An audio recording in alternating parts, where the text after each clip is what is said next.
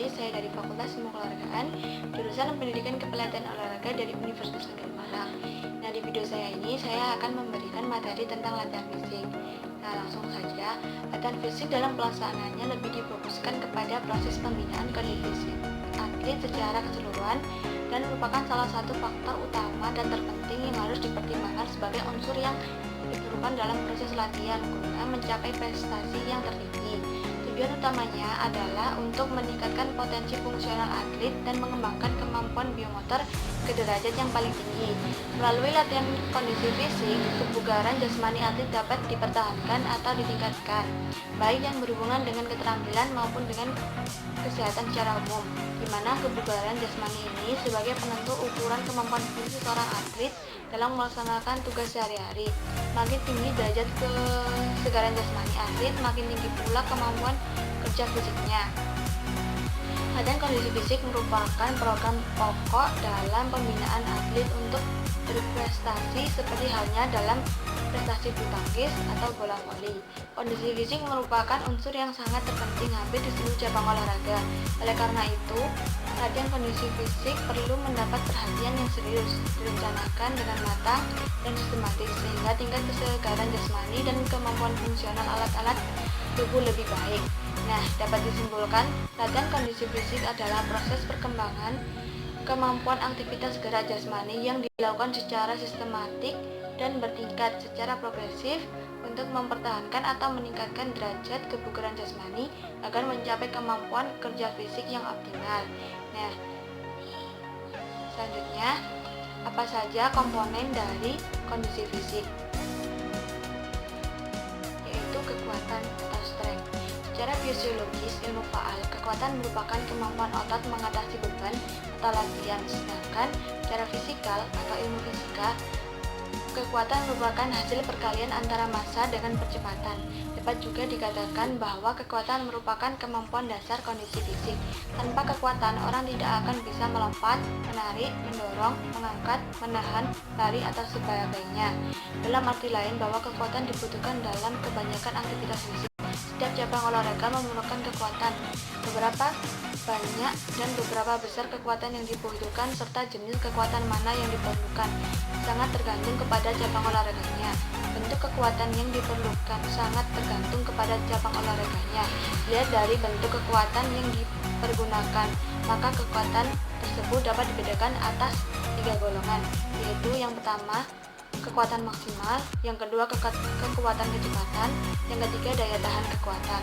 Nah, daya tahan kekuatan sendiri terbagi menjadi 3 lagi, yaitu kekuatan isotonik, yang kedua kekuatan isometrik atau statis, yang ketiga kekuatan ausotonik.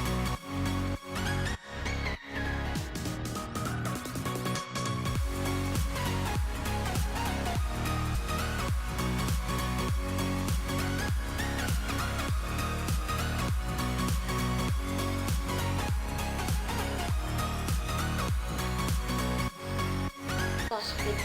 Kecepatan merupakan satu elemen kondisi fisik yang sangat penting. Secara fisiologis, kecepatan diartikan sebagai kemampuan yang berdasarkan kelentukan atau flexibility.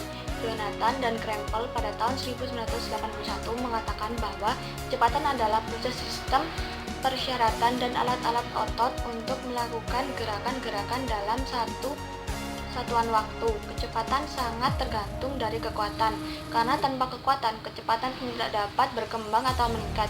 Bila seorang atlet ingin mengembangkan atau meningkatkan kecepatannya, maka dia harus mengembangkan kekuatan.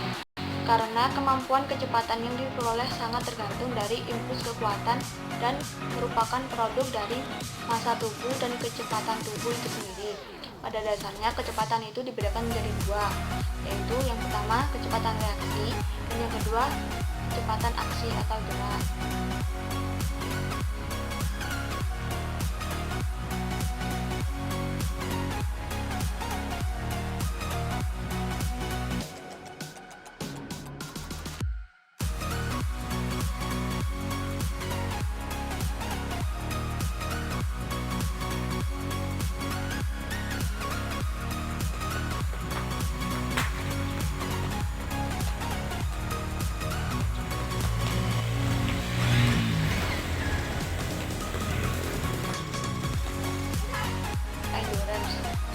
definisi, daya tahan merupakan kemampuan organisme tubuh untuk mengatasi kelelahan yang disebabkan oleh pembebanan dalam waktu yang relatif lama. Daya tahan merupakan salah satu elemen kondisi fisik yang terpenting, oleh karena basis dari elemen-elemen kondisi fisik lainnya. Daya tahan terdiri atas beberapa bagian, yaitu sebagai berikut. Yang pertama, daya tahan umum. Yang kedua, daya tahan lokal. Yang ketiga, daya tahan aerob umum dinamis. Dan yang keempat, daya tahan aerob umum statis.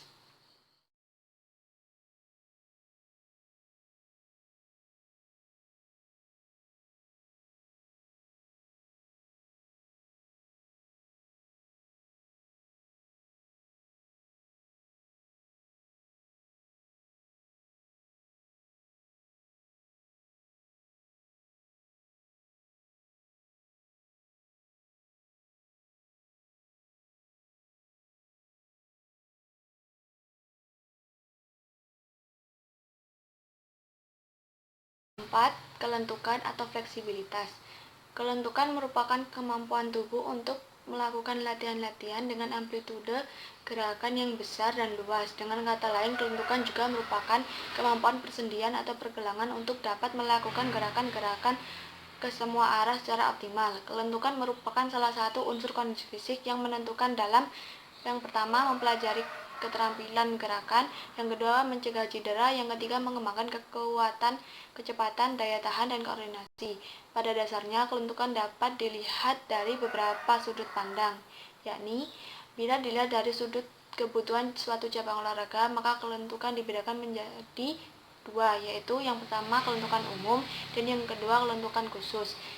Tapi bila dilihat dari bentuk pelaksanaannya, maka kelentukan dapat dikelompokkan atas 4 golongan, yaitu yang pertama kelentukan aktif, yang kedua kelentukan pasif, yang ketiga kelentukan dinamis, dan yang keempat kelentukan statis.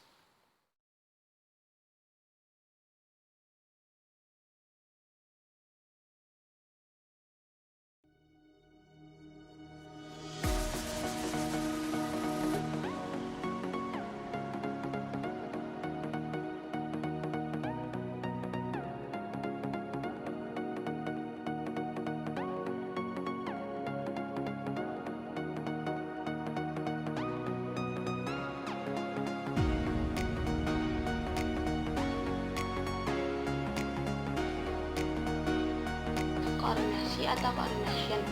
Ada beberapa batasan tentang pengertian koordinasi yang dikemukakan oleh para ahli antara lain sebagai berikut. Yang pertama, Sularno tahun 1982. Koordinasi adalah kemampuan seseorang untuk merangkai berbagai unsur gerak menjadi suatu gerak menjadi suatu gerakan yang selaras sesuai dengan tujuannya. Jonathan dan Krempel dalam Syafuddin tahun 1992 ayat 84, koordinasi merupakan kerjasama sistem persyarafan pusat sebagai sistem yang telah diselaraskan oleh proses rangsangan dan hambatan serta tata kerangka pada waktu jalannya suatu gerak secara terarah. Yang ketiga, menurut Hirsch tahun 1981, koordinasi adalah kemampuan yang ditentukan oleh proses pengendalian dan pengaturan gerakan. Berdasarkan uraian-uraian seperti yang telah dikemukakan di atas oleh para ahli, dibedakan koordinasi atas dua bagian. Yang pertama, koordinasi otot inter, dan yang kedua, koordinasi otot intra.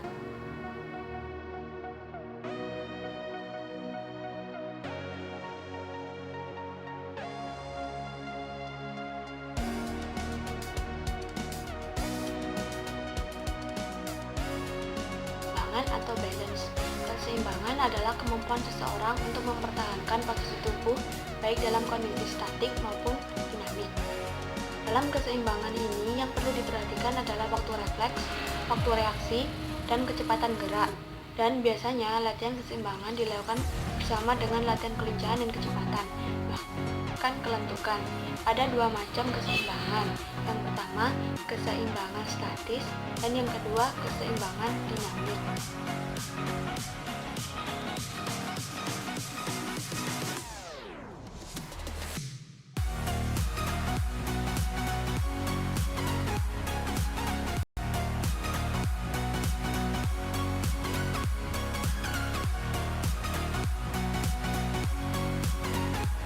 power atau fast strength. Power adalah kemampuan otot untuk mengerahkan kekuatan maksimal dalam waktu yang sangat cepat. Power sangat penting untuk cabang-cabang olahraga yang memerlukan eksplosif seperti lari sprint, nomor-nomor lempar dalam atletik, atau cabang-cabang olahraga yang gerakannya didominasi oleh meloncat seperti dalam bola voli dan juga bulu tangkis dan olahraga sejenisnya. Menurut Busher, Personal tahun 1988 dikatakan bahwa seorang individu yang mempunyai power adalah orang yang memiliki A. derajat kekuatan otot yang tinggi, B. derajat kecepatan yang tinggi, dan C. derajat yang tinggi dalam keterampilan menggabungkan kecepatan dan kekuatan otot. Beberapa bentuk latihan untuk mengembangkan power diantaranya: yang pertama, latihan beban, yaitu 12-16 Rm atau latihan kekuatan 8-12 Rm, dan dilanjutkan dengan latihan kecepatan. Dan yang kedua, latihan pliometrik. Beberapa bentuk latihan pliometrik khusus untuk tungkai adalah sebagai berikut. Yang pertama, lompat kodok, yang kedua, jingkat, yang ketiga, hoop, dan yang keempat, lompat dari ketinggian atau depth jump.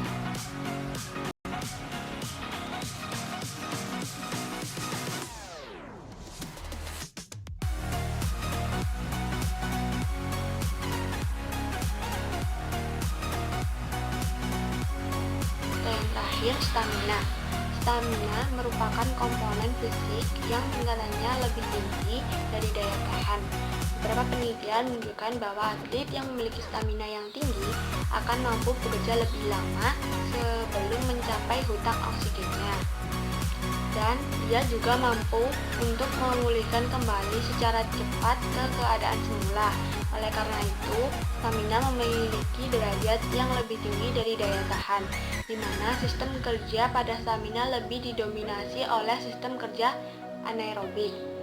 Dengan begitu, tentunya latihan daya tahan aerobik haruslah makin lama makin ditingkatkan menjadi latihan stamina atau anaerobik. Ada beberapa cara untuk meningkatkan daya tahan menjadi stamina, antara lain: yang pertama, mempertinggi intensitas latihan daya tahan seperti latihan interval dengan intensitas yang lebih tinggi. Yang kedua, memperjauh jarak lari atau renang dengan tepat dan memperhatikan tempo yang tinggi. Yang ketiga, mempertinggi temponya. Yang keempat, memperkuat otot-otot yang dibutuhkan untuk bekerja. Itu yang bisa saya sampaikan. Apabila ada kurang lebihnya, saya mohon maaf.